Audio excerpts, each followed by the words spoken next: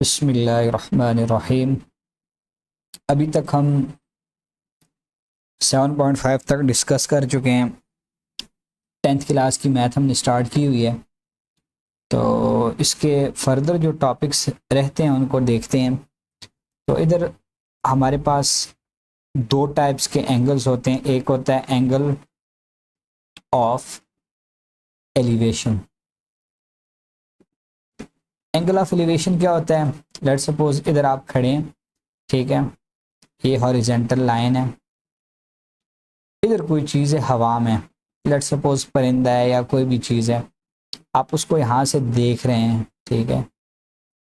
तो इस वक्त ये जो ग्राउंड के साथ आपका एंगल बनता है इसको बोलते हैं एंगल ऑफ एलिवेशन, ठीक है। तो इसको हम बोलते हैं एंगल ऑफ एलिवेशन। अब इसी तरह लेट्स सपोज इधर आप खड़े हैं और आप लेट्स सपोज छत के ऊपर खड़े हैं या किसी बिल्डिंग के ऊपर खड़े हैं या आप जहाज में हैं, ठीक है, या दरख्त के ऊपर हैं, कहीं भी आप ऊपर खड़े हैं, ठीक है। ये एक लाइन है हॉरिजेंटल। अब लेट्स सपोज यहाँ पर कोई कार है, गाड़ी है या कोई बच्चा है या कोई भी चीज़ है, तो इसको जब आप इस तरह देखते हैं तो उस वक्त ये जो आपका इधर एंगल बनता है इसको बोलते हैं एंगल ऑफ डिप्रेशन, ठीक है। तो एक आपके पास होता है एंगल ऑफ एलिवेशन, जब नीचे से आप ऊपर किसी चीज़ को देखते हैं तो उस वक्त आपके पास ये एंगल ऑफ एलिवेशन बन जाता है। और जब आप ऊपर से नीचे किसी चीज़ को देखते हैं तो उस वक्त जो एंगल आपके पास बनता है वो आपके पास बनता है एंगल ऑफ डिप्रेशन। अब एक चीज़ आप याद रखें, आपने पहली क्लासों में पढ़ा है कि जब आपके पास दो हॉरिजेंटल लाइंस हों, ठीक है, दो पैरेलल लाइंस हों और उनको एक लाइन इस तरह इंटरसेक्ट करे तो उसमें इधर और ये जो एंगल, दो एंगल बनते हैं, ये वाला एंगल और ये वाला एंगल, ये दोनों बराबर होते हैं। क्यों? क्योंकि ये अल्टरनेट होंगे। अब देखें ये एंगल इधर बन रहा है, इसको आपने बोला एंगल ऑफ डिप्रेशन। तो ये हॉरिजेंटल लाइन है ऑब्जेक्ट की सीध में, जिधर ऑब्जेक्ट था, ठीक है, ये ऑब्जेक्ट था और ये ऑब्जर्वर है। इस केस में ये ऑब्जर्वर है और ये आपका क्या है जी, ये आपका ऑब्जेक्ट है, ठीक है। अब देखें ये दो पैरेलल लाइंस है, दो क्या हैं, ये और ये दो पैरेलल लाइंस हैं और इनको ये लाइन जो है क्या कर रही है, इंटरसेक्ट कर रही है।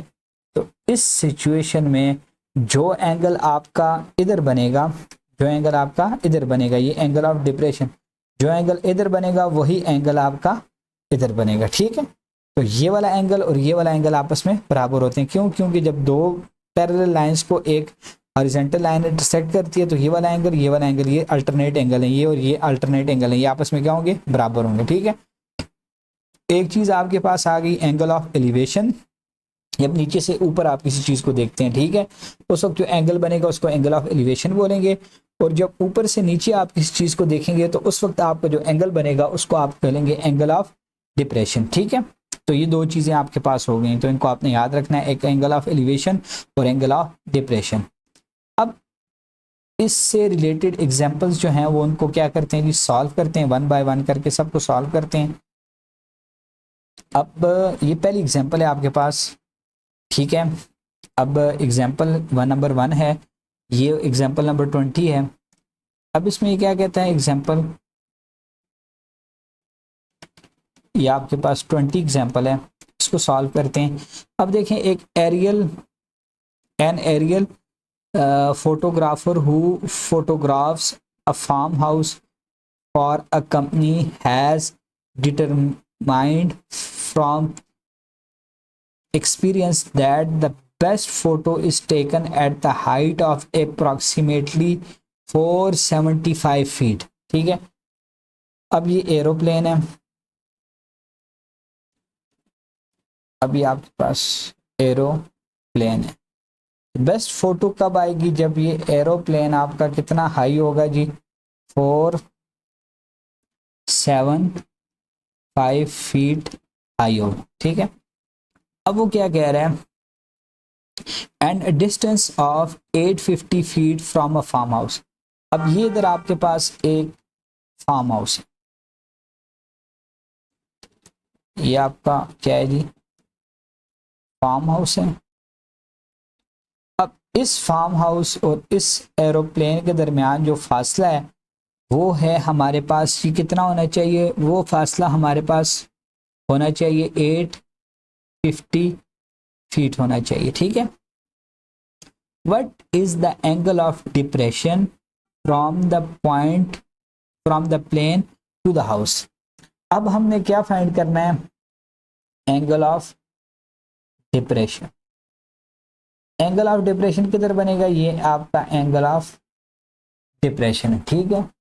तो इसको आप बहुत सारे तरीकों से सॉल्व कर सकते हैं, इधर से इसको ये ट्रायंगल कंप्लीट करके इसको भी आप सॉल्व कर सकते हैं, कोई मसला नहीं है, ठीक है। तो अब देखें इसको इस तरह सॉल्व करते हैं, इसको आप इसके साथ जोड़ दें, ये जुड़ गया।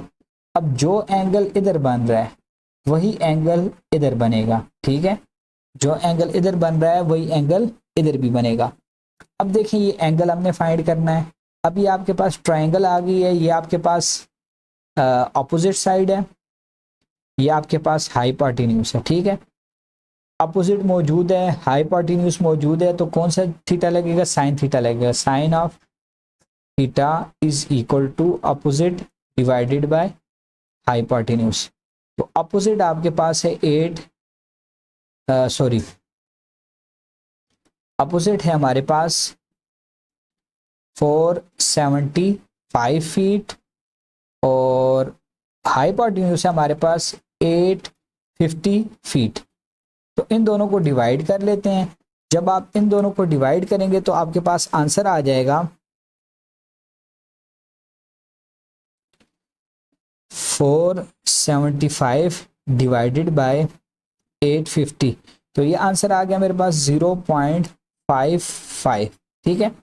तो ये आप साइन थीटा है, तो theta is equal to sine inverse of 0.55। तो जब आप इसका साइन इनवर्स लेंगे तो आपके पास आंसर क्या आ जाएगा, 34 डिग्री। तो ये जो एंगल आपके पास एंगल ऑफ डिप्रेशन आया है, ये वाला एंगल, ये आपके पास कितना है, 34 डिग्री, ठीक है। ये 34 डिग्री आपके पास एंगल आ गया। तो इस तरह हमने सॉल्व कर दिया, ठीक है। उससे हमें बताया था कि प्लेन की हाइट ज़मीन से 475 फीट होनी चाहिए जब तस्वीर अच्छी आएगी, और फासला जो है फार्म हाउस का और प्लेन का कितना होना चाहिए, 850 फीट। तो उस वक्त आप एंगल ऑफ डिप्रेशन मालूम करें, तो एंगल ऑफ डिप्रेशन हमने क्या कर लिया, मालूम कर दिया। नेक्स्ट क्वेश्चन को सॉल्व करते हैं।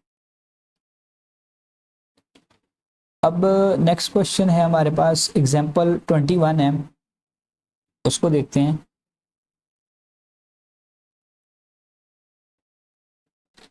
अब क्वेश्चन नंबर एग्जाम्पल 21,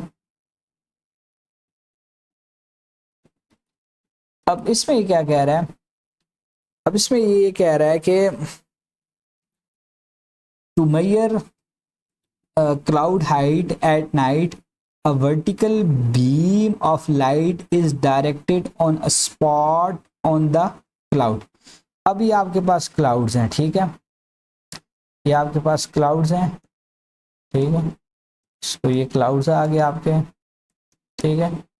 अब ये जो क्लाउड्स हैं आपके, अब इनका हमने ज़मीन से जो है फासला मालूम करना है, ठीक है। ज़मीन से इतना इनका फासला जो है वो कितना हो, ठीक है। आपके पास क्लाउड्स आ गए, ये मैंने बना दिए, क्लाउड्स आ गए, ठीक है। अब इनका अब इनका ज़मीन से हमने हाइट मालूम करनी है, ठीक है। To measure cloud height at night a vertical beam of light is directed on a spot on the cloud from a point 135 feet away from the light source. The angle of elevation to the spot is found to 67.35 degree. Find the height of the cloud. अब यहां से एक रोशनी light, ठीक है, यहां से एक रोशनी, ठीक है, रोशनी आपने इधर ये क्लाउड के ऊपर ये रोशनी जा रही है, ठीक है, ये रोशनी आपने भेजी है क्लाउड के ऊपर, ठीक है, लाइट। अब वो कहता है एक पॉइंट है, ठीक है, from a point 135 feet away from the light source, ये लाइट सोर्स है। अब इससे एक पॉइंट जो है वो कितना दूर है जी, इससे एक पॉइंट 135 फीट दूर है, ठीक है। तो उसका जो एंगल ऑफ एलिवेशन बन रहा है इस पॉइंट पर वो कितना है जी, एंगल ऑफ एलिवेशन है आपके पास, ये एंगल ऑफ एलिवेशन आपके पास कितना आ गया जी, 67.35 डिग्री। तो अब आपने करना क्या है, आपने क्या फाइंड करना है जी, ये क्लाउड की हाइट फाइंड करनी है, ये जगह आपने क्या करनी है, फाइंड करनी है। अब देखें एक है आपके पास ये बेस मतलब एडजेसेंट साइड और एक है अपोजिट साइड, ठीक है, और एक है आपके पास एंगल। तो हमें पता है टेन थीटा में ये तीनों एक जैसे आते हैं, ठीक है, मतलब तीनों चीजें यूज होती हैं, एंगल, अपोजिट और एडजेसेंट। तो टेन ऑफ थीटा आपके पास opposite divided by adjacent. Opposite आपके पास क्या है, height of cloud, height of cloud, ठीक है, हाइट ऑफ क्लाउड, ये आपके पास हाइट ऑफ क्लाउड है, ये आपके पास ये हाइट ऑफ क्लाउड है, ठीक है, और डिवाइडेड बाय एडजेसेंट साइड आपके पास कितनी है, 67.35। तो आपने क्या करना है, टेन ऑफ 67.35 इस इसको ये जो ये आपके पास ये आ जाएगा, ठीक है। अब ये जो अब ये जो 67.35 है ये इधर आ क्या हो जाएगा, मल्टीप्लाई हो जाएगा 67.35, 67.35 इधर मल्टीप्लाई हो जाएगा, हमारे पास हाइट आ जाएगी। डायरेक्ट आप 10 फाइंड करेंगे 67.35 का, उसको मल्टीप्लाई कर देंगे किसके साथ, 67.35 के साथ, ठीक है ना, सॉरी ये आपके पास ये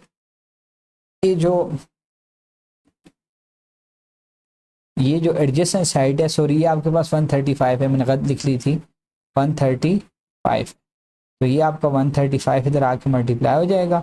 1067.5 देखते हैं किसके बराबर आते हैं, 1065.7, ठीक है।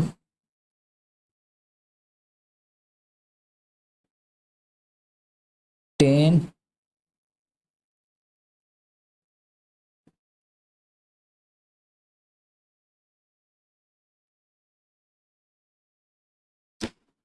अब ये 1067.5 देखते हैं किसके बराबर आता है जी,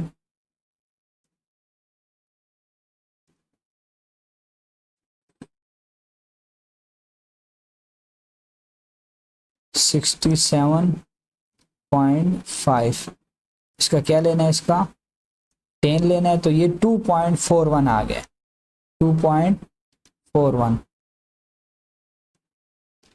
तो ये जो 2.41 हमारे पास आंसर आया है 2.41, इसको आप मल्टीप्लाई कर दें डायरेक्ट 135 के साथ, ठीक है। तो ये आपके पास आंसर कितना आ जाएगा, 324 आ जाएगा आपके पास आंसर, 324 फीट। तो ये हमारे पास क्या आ गई है, हाइट आ गई है, 324 फीट हमारे पास क्या आ गई है जी, हाइट आ गई इसकी। उसके बाद नेक्स्ट क्वेश्चन है उसको सॉल्व करते हैं।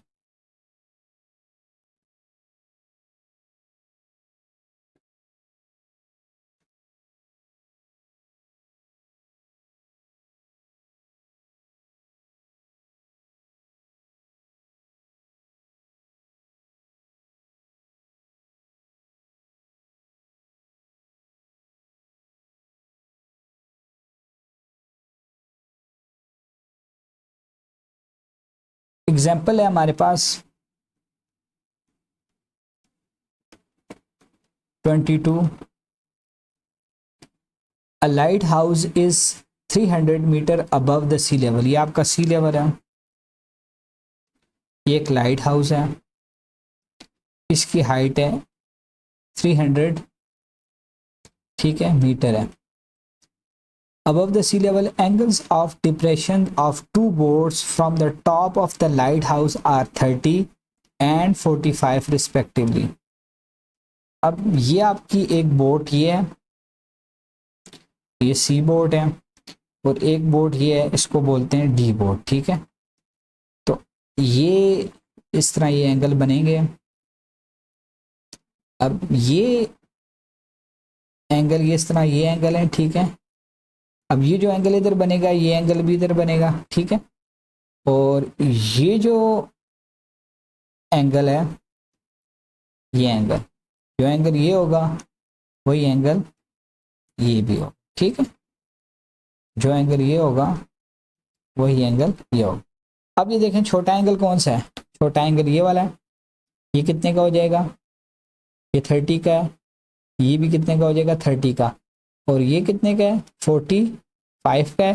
तो ये भी आपके पास कितने का हो जाएगा, 45 का हो जाएगा। अब ये आपकी डायग्राम बन गई है, ठीक है। इसको इसने ए बोला है और इसको इसने बी बोला है। अब हमने फाइंड क्या करना है, ये बोट एक है और ये बोट दूसरी है, ये फासला फाइंड करना है। C D is equal to unknown. तो इसको मैं दोबारा से बना लेता हूँ, साफ सा करके बना लेता हूँ इसको मैं। अब इसको मैं बनाता हूँ, देखें ये आपके पास ये इस तरह, ये इस तरह, ये ए पॉइंट, ये बी पॉइंट, ये आपके पास सी पॉइंट, और ये आपके पास आ गया जी डी पॉइंट। ये जो एंगल है ये 30 का है, और ये जो एंगल है ये 45 का है, और ये जो हाइट है ये 300 मीटर है। अब हमने फाइंड करना है C D is equal to unknown. अब इसको आप समझें,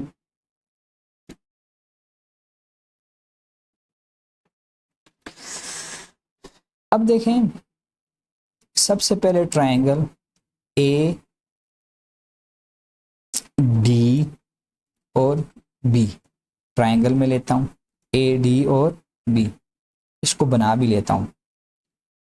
ये ए बी और ये आपके पास ये डी, ये ए, ये डी और ये बी, और ये एंगल आपके पास कितने का है जी, ये 30 का, और ये आपके पास कितने की है, ये 300 है। अब देखें हम इसको सॉल्व करते हैं। अब हमने मालूम करना है ए और डी, ए और डी मालूम करना है। बेस है और ये परपेंडिकुलर है और ये 10 लगेगा। 10 of 30 is equal to opposite 300 divided by A और D, which implies that A D उधर चला जाएगा, मल्टीप्लाई हो जाएगा, इधर आके डिवाइड हो जाएगा। 300 10 ऑफ 30, तो 10 ऑफ 30 में फाइंड करता हूं।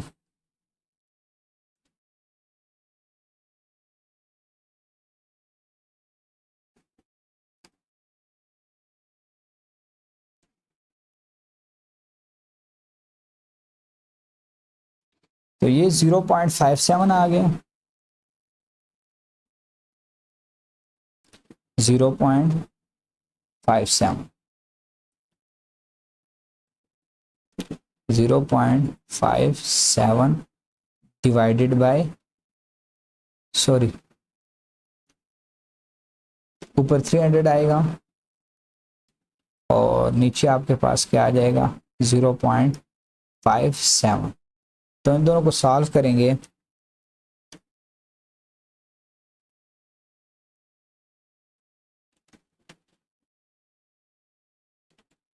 (300) डिवाइडेड बाय 0.57, तो ये आ गया 526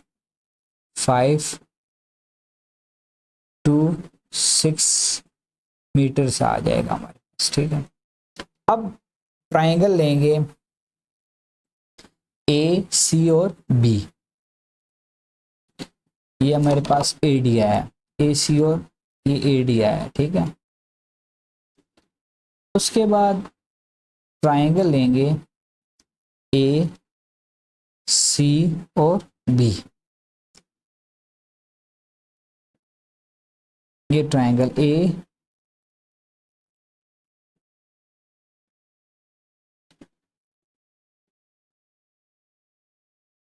ए सी और बी। ठीक है, इधर मैं दोबारा बना लेता हूँ।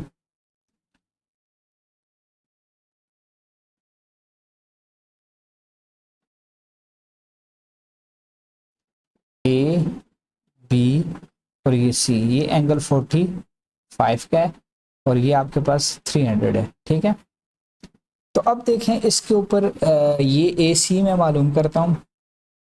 ए सी, तो tan of 45 is equal to opposite divided by adjacent A C. तो ए सी उधर चला जाएगा, तो ये मेरे पास 300 tan ऑफ 45, tan ऑफ 45 1 के बराबर होता है, तो ये 300 डिवाइडेड बाय 1, तो ये मेरे पास कितनी आ गई है, ये 300 आ गई है। ठीक है, अब उसके बाद अब ये देखें, इस बात को समझें आप। अब हमने मालूम करना है सी डी मैंने मालूम करना है। तो मेरे पास ए और डी वो बराबर था किसके, C B plus C D. तो ये सी बी उधर जा क्या हो जाएगा, माइनस हो जाएगा। सॉरी, ये इसको इस तरह लिखेंगे,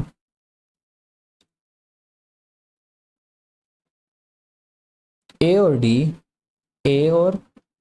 डी वो बराबर था ए सी प्लस सी और डी के। ठीक है, तो A D minus A C is equal to C और डी। तो ए डी हमने निकाला था कितना है जी, 526 और ए सी मेरे पास आया 300। तो ये सी डी कितना आ जाएगा, ये मेरे पास आ जाएगा 226 मीटर्स। तो दोनों किश्तियों के दरमियान फासला जो है वो 226 मीटर्स है।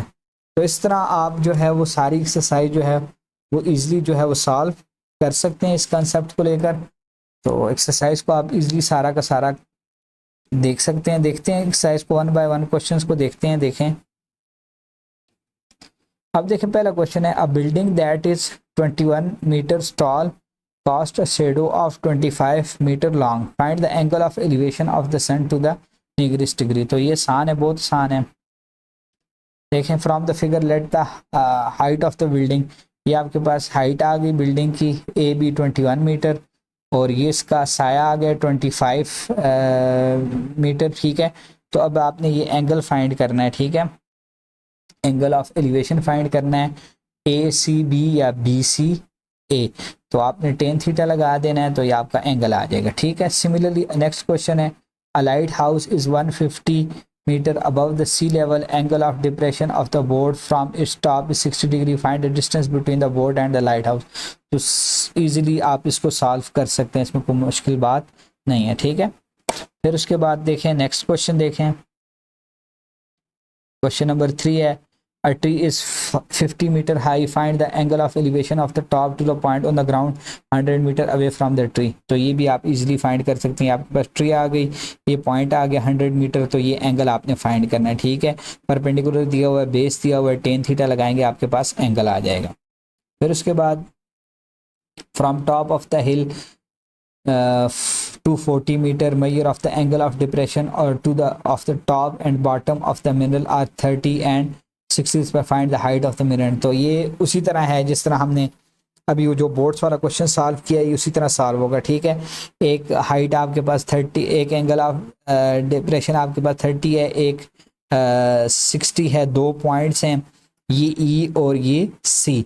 तो ये आपने क्या फाइंड करनी है, ई और सी, ये हाइट आपने फाइंड करनी है। ठीक है, पहले आप ये ट्राइंगल, ये 240 ये है, तो ये भी आपके पास सी और डी जो है ये 240 बन जाएगा। पहले एक ट्राइंगल लेंगे, ए सी डी लेंगे, उसमें आप क्या फाइंड करेंगे, ये आप ए डी फाइंड कर लेंगे। ठीक है, फिर उसके बाद आप ये ट्राइंगल लेंगे ए ई और डी लेंगे, उसमें आप डी ई फाइंड करेंगे, ठीक है। तो डी सी आपको मालूम है, ठीक है, उससे डी ई को सब्ट्रैक्ट कर लेंगे तो आपके पास क्या बन जाएगा, ई सी आपके पास इजीली आ जाएगा, ठीक है। फिर उसके बाद नेक्स्ट क्वेश्चन ये आपके पास आ जाएगा फिर easily. A police helicopter flying 800 feet, a stolen car is sighted at the angle of depression of इतने find the distance of the stolen car to the residence for from the point directly below the, ठीक। तो ये सारा उसने data दिया हुआ, उसमें आपने डिस्टेंस फाइंड करना है, इसलिए आप फाइंड कर सकते हैं, ठीक है। फिर इस तरह ये लाइट हाउस इतने मीटर अबव, तो ये वही इसी तरह क्वेश्चन है जिस तरह हमने अभी एग्जांपल सॉल्व किया, सेम टू सेम वही चीज़ है, सिर्फ डेटा चेंज है, उसी तरह आपने सॉल्व करना है, ठीक है। उसके बाद लास्ट क्वेश्चन है द एंगल ऑफ एलिवेशन, ये दिया हुआ है, सारा कुछ डेटा दिया हुआ है, इसको आपने इधर पुट करना है और इजीली आप इसको जो है इस तरह जो कैसे कर सकते हैं, सॉल्व कर सकते हैं। इंशाल्लाह नेक्स्ट वीडियो के अंदर 1 बाय 1 थ्योरम्स जितने भी हैं 10 क्लास की बुक के सबको इंशाल्लाह डिस्कस करेंगे, ठीक है इंशाल्लाह।